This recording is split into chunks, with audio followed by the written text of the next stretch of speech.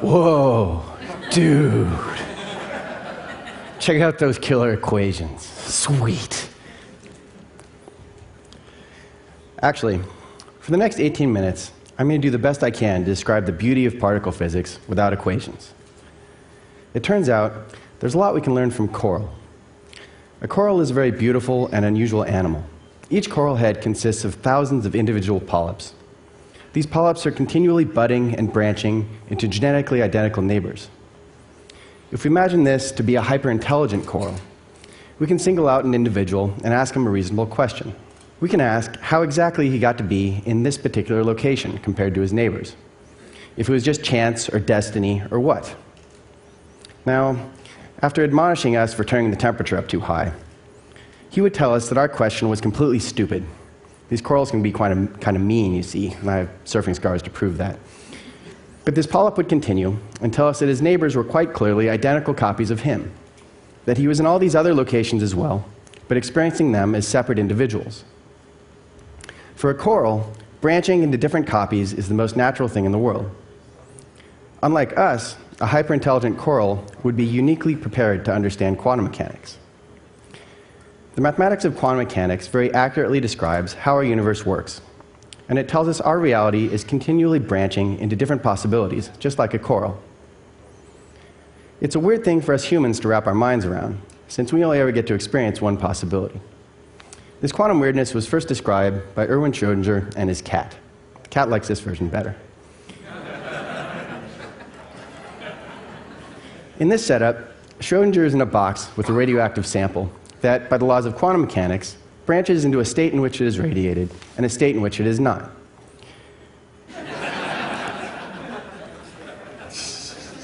In the branch in which the sample radiates, it sets off a trigger that releases poison and Schrödinger is dead. But in the other branch of reality, he remains alive. These realities are experienced separately by each individual. As far as either can tell, the other one doesn't exist.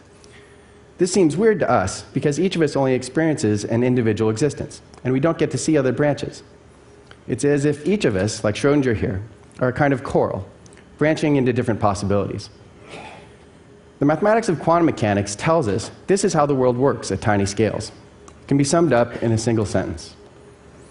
Everything that can happen does. That's quantum mechanics. But this does not mean everything happens. The rest of physics is about describing what can happen and what can't. What physics tells us is that everything comes down to geometry and the interactions of elementary particles. And things can happen only if these interactions are perfectly balanced. Now I'll go ahead and describe how we know about these particles, what they are, and how this balance works.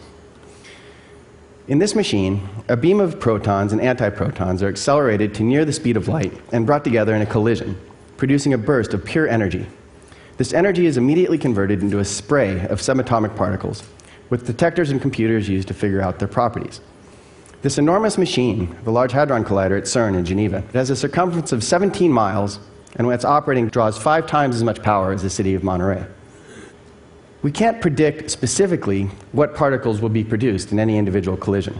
Quantum mechanics tells us all possibilities are realized. But physics does tell us what particles can be produced. These particles must have just as much mass and energy as is carried in by the proton and antiproton. Any particles more massive than this energy limit aren't produced and remain invisible to us. This is why this new particle accelerator is so exciting. It's going to push this energy limit 7 times beyond what's ever been done before. So we're going to get to see some new particles very soon. But before talking about what we might see, let me describe the particles we already know of. There's a whole zoo of subatomic particles. Most of us are familiar with electrons. A lot of people in this room make a good living pushing them around. But the electron also has a neutral partner, called the neutrino, with no electric charge and a very tiny mass. In contrast, the up and down quarks have very large masses and combine in threes to make the protons and neutrons inside atoms. All of these matter particles come in left and right-handed varieties and have antiparticle partners that carry opposite charges. These familiar particles also have less familiar second and third generations, which have the same charges as the first, but have much higher masses. So these matter particles all interact with the various force particles. The electromagnetic force interacts with electrically charged matter via particles called photons. There's also a very weak force called, rather unimaginatively, the weak force, that interacts only with left-handed matter. The strong force acts between quarks, which carry a different kind of charge called color charge, and come in three different varieties: red, green, and blue. You can blame Murray Gell-Mann for these names. They're his fault.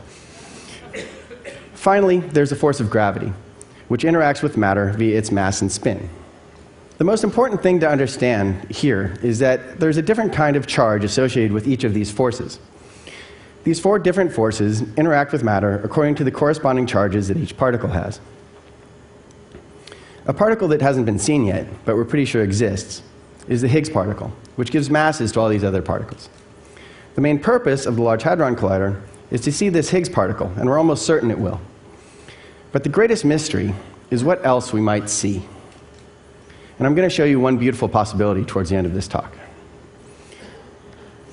Now, if we count up all these different particles using their various spins and charges, there are 226.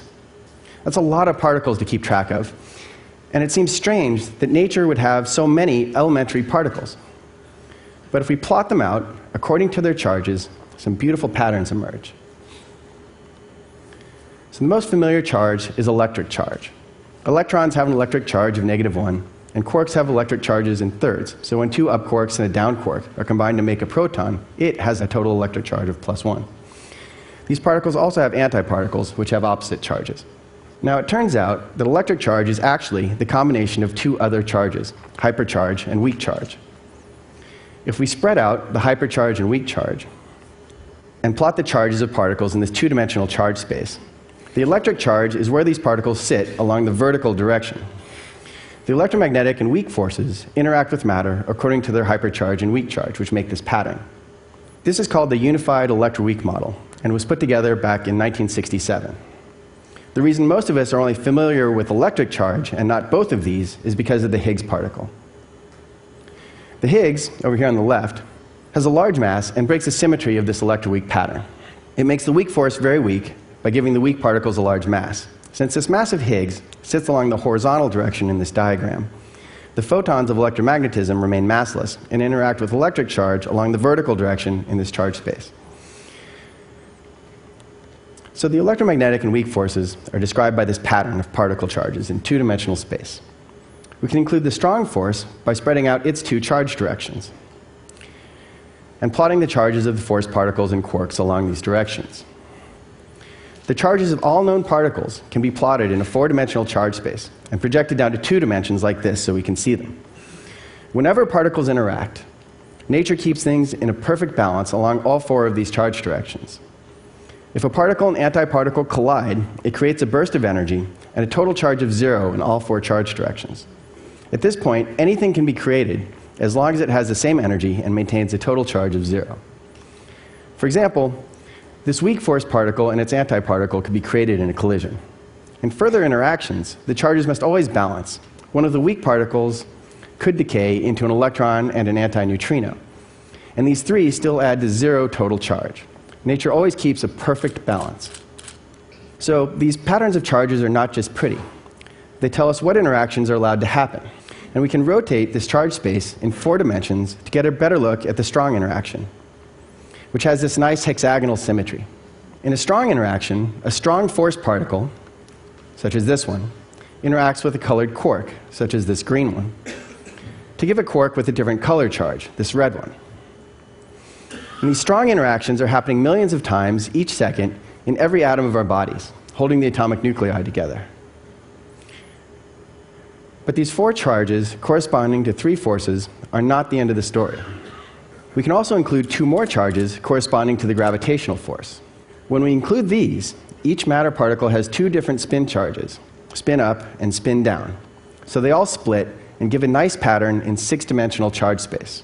We can rotate this pattern in 6 dimensions and see that it's quite pretty. Right now, this pattern matches our best current knowledge of how nature is built at the tiny scales of these elementary particles.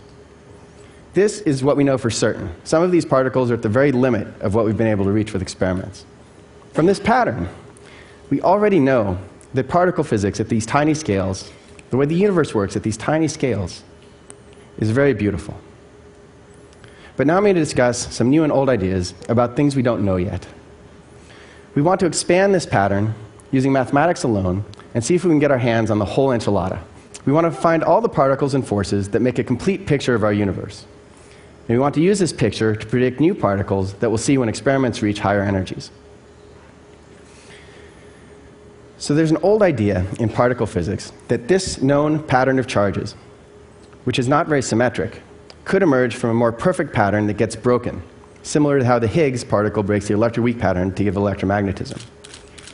In order to do this, we need to introduce new forces with new charge directions.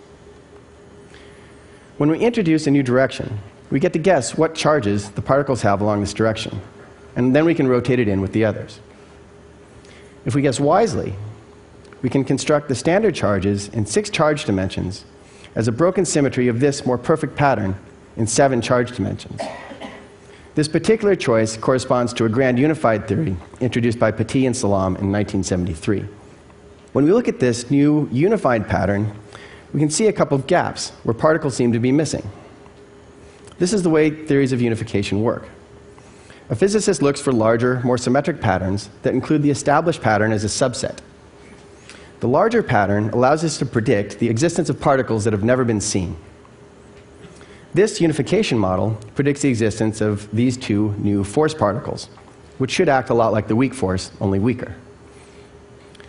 Now we can rotate this set of charges in 7 dimensions and consider an odd fact about the matter particles. The second and third generations of matter have exactly the same charges in 6-dimensional charge space as the first generation. These particles are not uniquely identified by their 6 charges. They sit on top of one another in the standard charge space.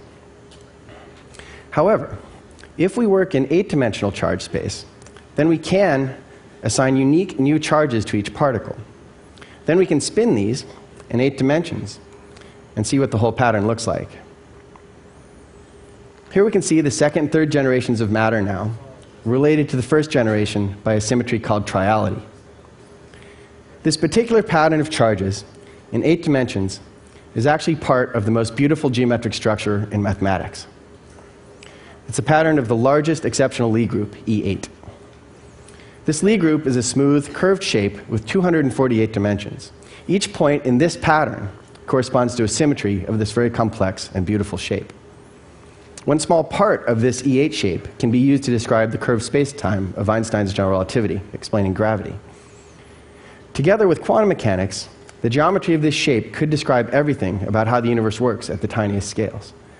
And the pattern of this shape, living in 8-dimensional charge space, is exquisitely beautiful. And it summarizes thousands of possible interactions between these elementary particles, each of which is just a facet of this complicated shape. As we spin it, we can see many of the other intricate patterns contained in this one. And with a particular rotation, we can look down through this pattern in 8 dimensions along a symmetry axis and see all the particles at once. It's a very beautiful object. And, as with any unification, we can see some holes where new particles are required by this pattern. There are 20 gaps where new particles should be, 2 of which have been filled by the Petit-Salam particles. From their location in this pattern, we know that these new particles should be scalar fields, like the Higgs particle, but have color charge and interact with the strong force. Filling in these new particles completes this pattern, giving us the full E8. This E8 pattern has very deep mathematical roots. It's considered by many to be the most beautiful structure in mathematics. It's a fantastic prospect that this object of great mathematical beauty could describe the truth of particle interactions at the smallest scales imaginable. Now, this idea that nature is described by mathematics is not at all new. In 1623, Galileo wrote this: "Nature's grand book, which stands continually open to our gaze, is written in the language of mathematics. Its characters are triangles, circles, and other geometrical figures, without which it is humanly impossible to understand a single word of it. Without these, one is wandering around in a dark labyrinth." I believe this to be true. and I've tried to follow Galileo's guidance in describing the mathematics of particle physics using only triangles, circles, and other geometrical figures. Of course, when other physicists and I actually work on this stuff, the mathematics can resemble a dark labyrinth. But it's reassuring that at the heart of this mathematics is pure, beautiful geometry. Joined with quantum mechanics, this mathematics describes our universe as a growing E8 coral, with particles interacting at every location in all possible ways according to a beautiful pattern. And as more of the pattern comes into view, using new machines like the Large Hadron Collider, we may be able to see whether nature uses this E8 pattern or a different one. This process of discovery is a wonderful adventure to be involved in. If the LHC finds particles that fit this E8 pattern, that will be very, very cool. If the LHC finds new particles, but they don't fit this pattern, well, that will be very interesting, but bad for this E8 theory. And, of course, bad for me personally. Now, how bad would that be? Well, pretty bad. But predicting how nature works is a very risky game. This theory and others like it are long shots. One does a lot of hard work knowing that most of these ideas probably won't end up being true about nature. That's what doing theoretical physics is like. There are a lot of wipeouts. In this regard, new physics theories are a lot like startup companies. As with any large investment, it can be emotionally difficult to abandon a line of research when it isn't working out. But in science, if something isn't working, you have to toss it out and try something else. Now, the only way to maintain sanity and achieve happiness in the midst of this uncertainty is to keep balance and perspective in life. And I've tried the best I can to live a balanced life. I try to balance my life equally between physics, love, and surfing, my own 3 charge directions. This way, even if the physics I work on comes to nothing, I still know I've lived a good life.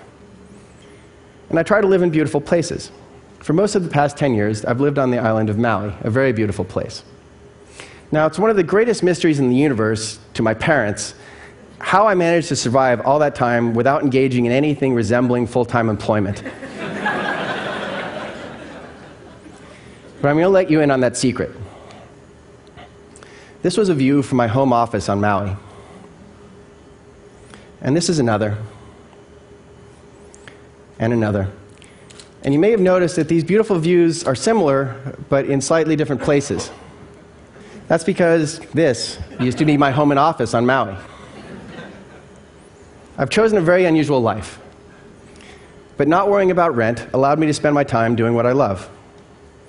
Living a nomadic existence has been hard at times, but it's allowed me to live in beautiful places and keep a balance in my life that I've been happy with. And it allows me to spend a lot of my time hanging out with hyper-intelligent coral. But I also greatly enjoy the company of hyper-intelligent people. So I'm very happy to have been invited here to TED. Thank you very much.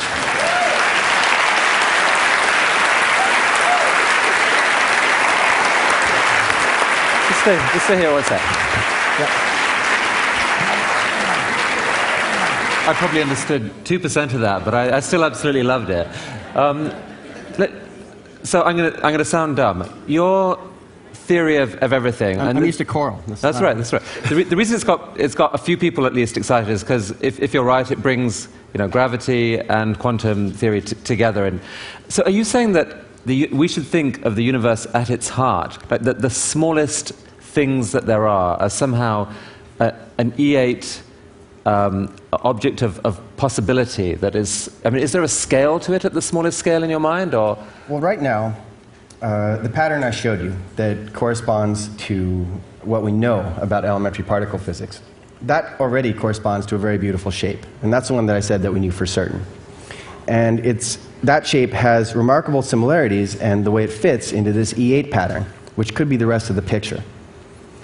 And these patterns of points that I've shown for you actually represent symmetries of this high-dimensional object that would be warping and moving and dancing over the space-time that we experience. And that would be what explains all these elementary particles that we see. But an electron, we think, I mean, a string theorist, as I understand it, explain an electron in terms of much smaller strings vibrating. I know, you don't like string theory. Vibrating inside it.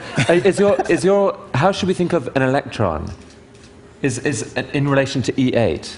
Well, it would be one of the symmetries of this E8 shape. So what's happening is, as the shape is moving over space-time, it's twisting. And the direction it's twisting as it moves is what particle we see. So it would be... Is the size of the E8 shape, how does that relate to the electron? I kind of feel like I need that for my picture. Is it bigger? Is it smaller? Well, as far as we know, electrons are point particles. So this would be going down to the smallest possible scales. So the way these things are explained in quantum field theory is all possibilities are expanding and developing at once. This is why I use the analogy of a coral. And in this way, the way that E8 comes in is it would be as a shape that's attached at each point in this space-time. And as I said, the way the shape twists, the direction along which way the shape is twisting as it moves over this curved surface is what the elementary particles are themselves. So through quantum field theory, that manifests themselves as points and interact that way. I don't know if I've been able to make this any clearer. It doesn't really matter. It's evoking a kind of sense of wonder, and I certainly want to understand more of this. But thank you so much for coming. That was absolutely fascinating.